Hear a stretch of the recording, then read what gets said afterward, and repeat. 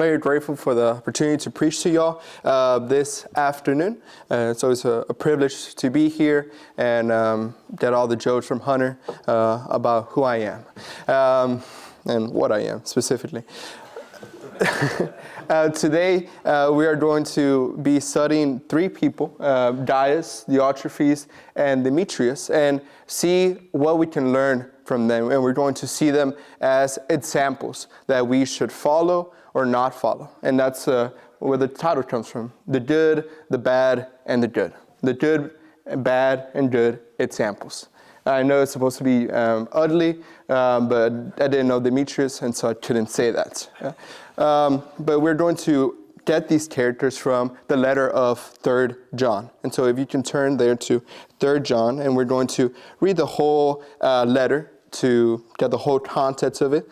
And it's only 15 verses, so it wouldn't take that long. And then we're going to dive deep and see each person and see what we can learn from this first century church. So 3 John verse 1, it says, "The elder to the beloved Gaius, whom I love in truth. Beloved, I pray that in all respects you may prosper and be good in good health, just as your soul prospers. For I was overjoyed when brothers came and testified to your truth. That is, how you are walking in truth. I have no greater joy than this, to hear of my children walking in the truth. Beloved, you are acting faithfully in whatever you accomplish for the brothers and sisters, and especially when they are strangers. And they have testified to your love before the church. You would do well to send them on their way in a manner worthy of God. For they went out for the sake of the name, accepting nothing from the Gentiles. Therefore, we ought to support such people, so that they may prove to be fellow workers with the truth. I wrote something to the church, but Diotrephes, who loves to be first among them, does not accept what we say. For this reason, if I came, I would call attention to his deeds, which he does, unjustly, accusing us with malicious words, and not satisfied with this. He himself does not receive the brothers either, and he forbids those who want to do so, and puts them out of the church. Beloved, do not imitate what is evil, but what is good. The one who does what is good is of God, and the one who does what is evil has not seen God. Demetrius has received a good testimony from everyone and from the truth itself, and we testify too. And you know that our testimony is true. I had many things to write to you, but I do not want to write to you with pen and ink. But I hope to see you shortly, and we will speak face to face. Peace be to you. The friends greet you. Greet the friends by name." And so, again, we're going to analyze each person, and we're going to try to go verse by verse and see what each person provides for us. And we're going to start with the character of Gaius, the good example. Now, in verse 1, we obviously see who the author is of this letter and who it is addressed to. And we see this letter that it's a very personal, directed to a friend, a brother, that the elder trusts in. Gaius is a beloved person by many who know him. And the elder mentions that he also loves him in truth. Now, what does this mean, love him in truth? Well, in 1 John chapter 3, verse 18, we see, "Little children, let's not love with word or with tongue, but in deed and truth." Here we see the elder using the same word when describing how we are supposed to love one another. Loving in truth is not loving in a superficial way, but rather in giving in a sacrificial way. He has a deep affection for this brother, and that is why he is writing this letter, because he cares deeply about Gaius, and he wants him to help him in the situation that he is facing. And that is why in verse 2 we see the elder using once again the word beloved, showing that the recommendation and warnings that all of this that he is writing for him is to help him through the difficulty that he is facing. And the elder goes on by praying that that he would have a prosperous life and good health, and that both may be as prosperous as his soul. I love this verse, one, because he prays for the health and that of Gaius, that he might be prosperous in the physical world, but also it kind of shows how great Gaius is when it comes to his soul and the way he acts with people, to the point that he wishes that his life would be as rich as his soul. And that shows, again, the character of him, as we will continue on seeing. And again, this shows how we are supposed to pray for one another, that we might do well spiritually, but also in this physical world. Because as we know, we all live in this earth, and we are supposed to, gain wealth and to be able to provide for ourselves, but also provide for the people around us. And that is what Gaius is doing in these letters. He is providing his home, his resources for the people that need his help. And that is what we are supposed to pray for one another. And when we have that wealth that God has given us, we are supposed to help others. It says in 1 Timothy chapter 5, verse 8, when it talks about family and how men are supposed to provide for their families. 1 Timothy chapter 5, verse 8. But if anyone does not provide for his own, and especially for those of his household, he has denied the faith and is worse than an unbeliever. So we see here that we are supposed to provide for ourselves, but also provide for our families. But then in Luke chapter 10, verses 25 to 37, we find the parable of the Good Samaritan, something that we all know. But it talks about how there is this Jewish man who is walking, and then out of a sudden, he gets ambushed. He gets robbed, and it says in the Bible that he is very close to death. And so, there's 3 people that pass by, and 2 of them simply overstep him, don't want to help him or provide any service for him.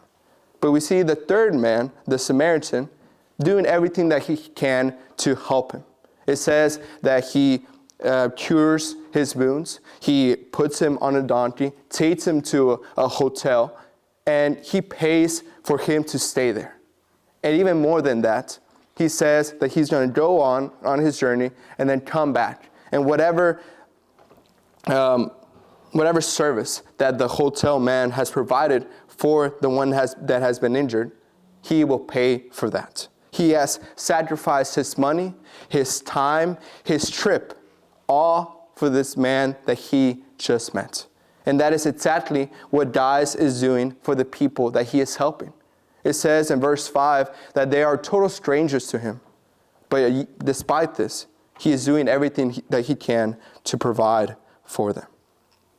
And this brings me to the core theme of this letter, a core theme of being a Christian, and that is hospitality. We as Christians have the responsibility and honor to be there and to love our brethren. And how do we show that love? By our actions. Hospitality is something that we see multiple times in the New Testament church. We find Paul staying in multiple homes as he is traveling and preaching the gospel. We see here Gaius providing for Christians who are traveling by. And in Hebrews chapter 13, verse 2, we see what it teaches us about hospitality. Hebrews chapter 13, verse 2.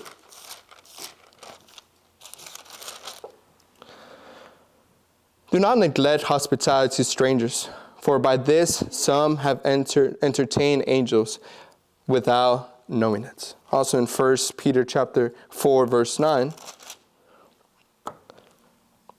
Be hospitable to one another without complaint.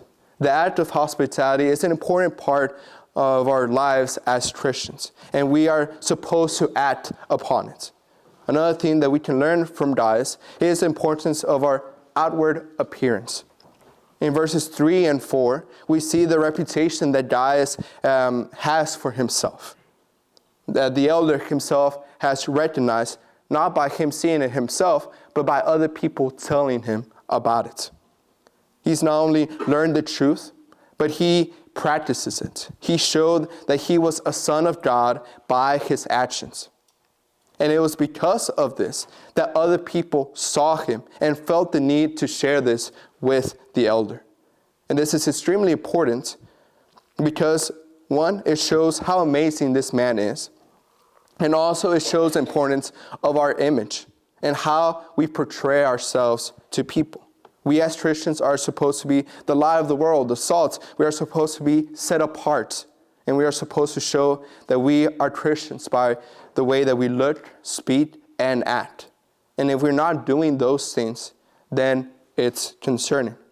The classic example or the classic question is that if you go to the people that know you the best, let's say your family, let's say your friends from work or from school, and you tell them that you are a Christian, what will be the reaction? Would they be surprised of the fact that you're a Christian? Or would they be, oh, that made sense? If you think they will be surprised, that means that our outward appearance isn't proving that we are Christians. If you think that they will know who you are and they know that you are a Christian, it means that you are doing what God wants you to do.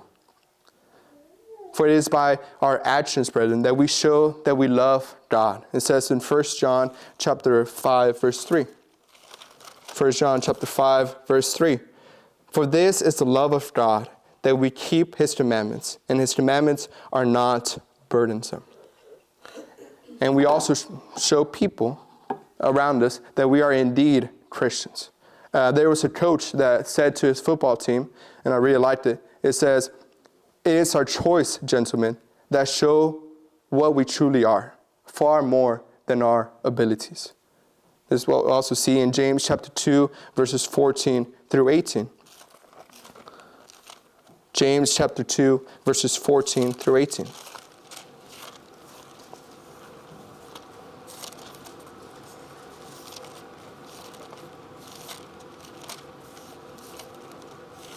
Sorry, I forgot where James was. James chapter 2, verse 14 through 18, it says, "What use is it, my brothers and sisters, if someone says he has faith, but he has no works, can the faith save him? If a brother or sister is without clothing and in need of daily food, and one of you says to them, 'Go in peace, be warmed and be filled,' yet you do not give them what is necessary for their body, what use is that? In the same way, faith also, if it has no works, is dead, being by itself. But someone may as well say, 'You have faith and I have works. Show me your faith without the works, and I will show you my faith by my works.'" This, of course, does not mean that we should make a habit to do good things in front of people and for an audience, but rather we should be doing good for good sake. We should do it because God tells us to do it. And it is because of our actions that people will notice and people will know that we are Christians. Gaius did not do it so he could be praised by the elder. He did it because he read the truth and he wanted to practice it in his daily life. And because of those actions, that led to a good reputation. So that is Gaius. He is someone that is loved by all, hospitable, and someone that always tries to work on doing the will of God. Now we're going to go to our bad example, Diotrephes, as can be seen in verses 9 through 10 of 3 John. Now it starts in verse 9, and we see that the elder wrote a letter intended to be read in the congregation that Gaius and Diotrephes are in. But Diotrephes actually denied the teachings from the elder and from the people that we see Gaius helping in the earlier verses. Now Diotrephes is being described as sort of a dictator in this congregation. He puts himself in a high regard, and it is because of his pride that he denies anyone who goes against him. He pushes them away. He is someone that has let pride take over his spiritual life and has hurt the church. He has not been hospitable, nor has he been accepting of any teaching from other brethren. He is a dangerous man. And that is why, in verse 11, the elder warns Gaius about him, to not do what it is evil, and not to follow the example that Diotrephes has placed upon the people around him. Because he is evil, and he has not truly seen God, as it says in 1 John chapter 3, verse 10, where it says, "By this the children of God and the children of the devil are obvious. Anyone who does not practice righteousness is not of God, nor the one who does not love his brother and sister." We today might face brothers like this, whether that be that they try to destroy the congregation, or be people that are just plain mean. And the best thing that we could do is obviously treat them well and be a good example for them. But us, ourselves, must not follow their example. We must depart from them, because they are evil in the sight of God. So that is Diotrephes. He is someone that is evil, someone that has not been hospitable with the people that he should be with. Now we're going to move on to the other good example, Demetrius. Now Demetrius is kind of the opposite example of what Diotrephes is. He is someone that Gaius should follow as an example, and we as well. We see that he has a great reputation for the people around him, from the elder, and more importantly, from the word of God. When it says, "and from the truth itself," it means that he is doing what is according to what we find in the Bible. Just like Gaius, the truth is in him, and he acts upon it. He proves that unlike Diotrephes, he is a man of God based on his actions. Again, here's the importance of the outward appearance. We don't know anything about Demetrius, only one verse. And on that one verse, doesn't say what he did, but rather it just gives praise about who he is. And that is what we should have for our brethren and for ourselves. We should analyze how people perceive us, not in a vain way or a self-obsessing way, but rather to make sure that what we are doing is according to the Bible. Now you must be careful. So here we see that we must follow the example of Demetrius, because he is doing what is good in the sight of God. Now we must be careful of who we see as examples. And that's where the outward appearance comes in again. In 1 Corinthians, Paul tells the Corinthians to follow his example, to imitate him, because he is imitating Christ. So when we have someone we admire in the church, we must make sure that they are imitating Christ.